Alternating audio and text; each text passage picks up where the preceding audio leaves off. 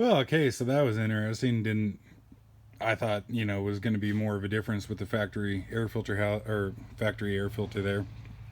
Obviously, it wasn't. Got it switched back to the filter housing again.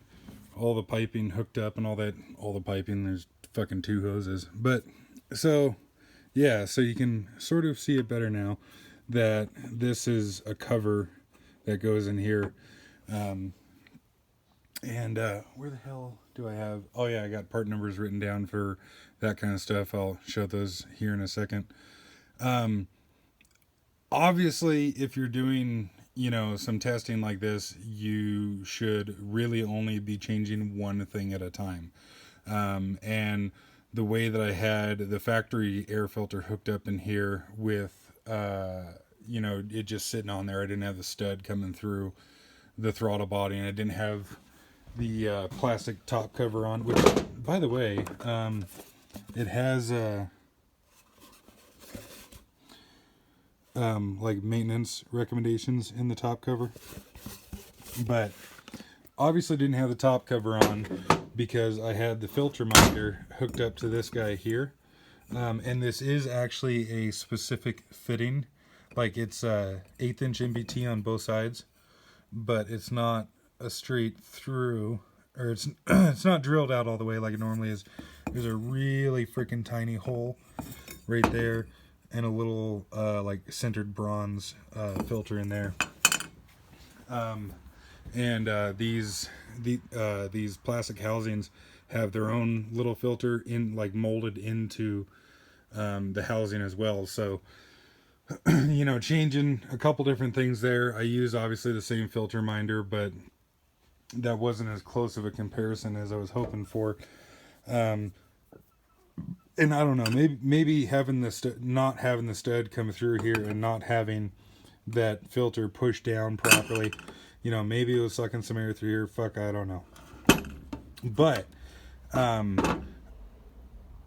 just in my own experience with it, it seems like it did not. It seems like with this filter setup here that it just wasn't running as well as I was hoping it to. And again, like I said, with not a very dirty filter. And so I drilled out this center hole here to be able to put this fitting in here.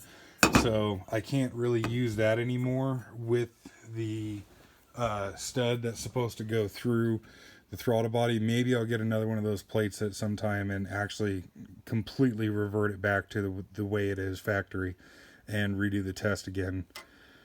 I don't know. Either way, I'm happy with the housing. But yeah, so like I was saying, you can see obviously the 3 mounting holes where it goes on top of the throttle body.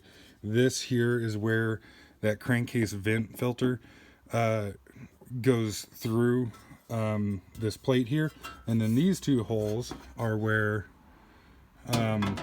the stepper motor is mounted to.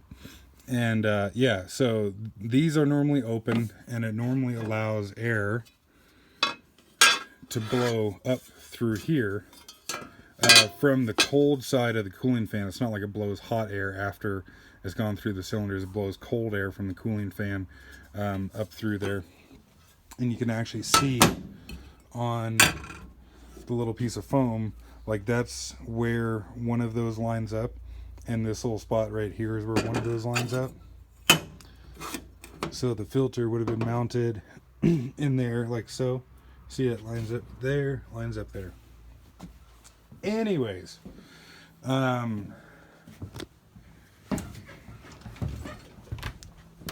so part numbers for factory oil filter, which I don't use. I use a Baldwin 243, I think it is. But air filter foam, blower cover right there. That's what those are. You need 2 of those. And then the intake elbow is this part number here. And this is only for the ECH 730, which is what my engine is. I don't know what it is for anything else. And the other thing that I was wanting to do, so These guys have the USB port on the front here. I did actually try it. You cannot charge your phone off that.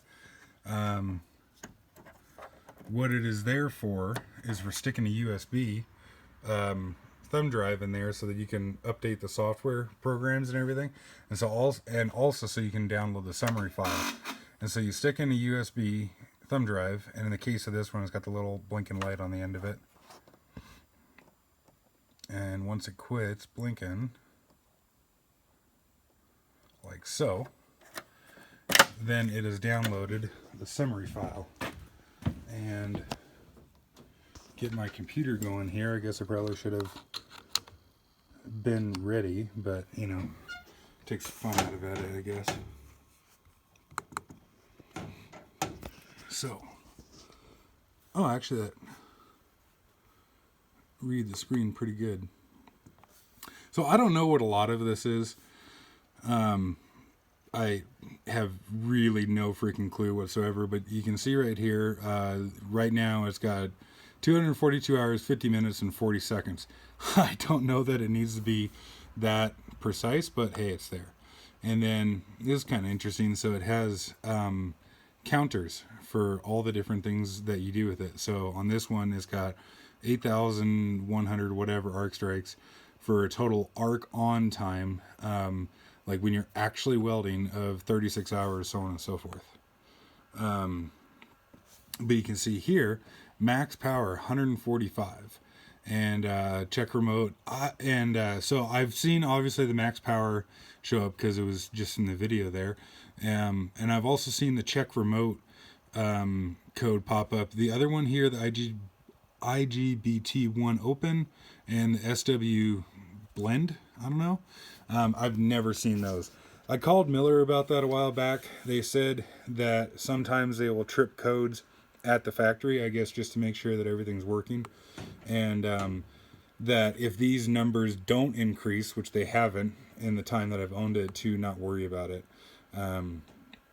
But so obviously in the last two videos there, you know, maybe we only tripped the max power code, I don't know, 15, 20 times, something like that. And so the rest of those have been as I've been using it for other things. And obviously now I have a record of how many max power codes at what hours and so on. And I will keep an eye on this in the future, and I imagine that I will be getting a lot less max power codes with that filter housing on there, even though the test that we just didn't correlate with that. But like I said, I think it's because I didn't have the cover on and so on and so forth, blah, blah, blah. I guess what else? I might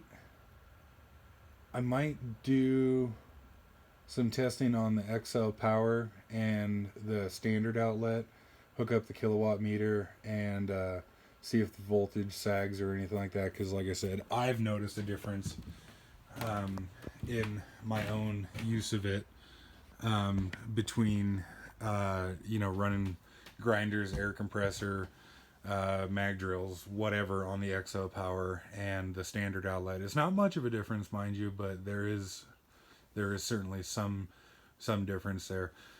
And why it throws the max power code easier when you're hooked into the XO power than the standard outlet, I don't know. I don't know enough about how these things work. Well, let's face it, I basically don't know shit about how these things work to make any assumptions as to why that is. I guess if there's anything else in specific that you want to see, feel free to leave a comment. Let me know. I'm more than happy and more than willing to do this kind of stuff, not only for my own benefit, but for other people learning as well. Because, you know, if you're not learning something new every day, you're wasting your time in life. Other than that, have a good one.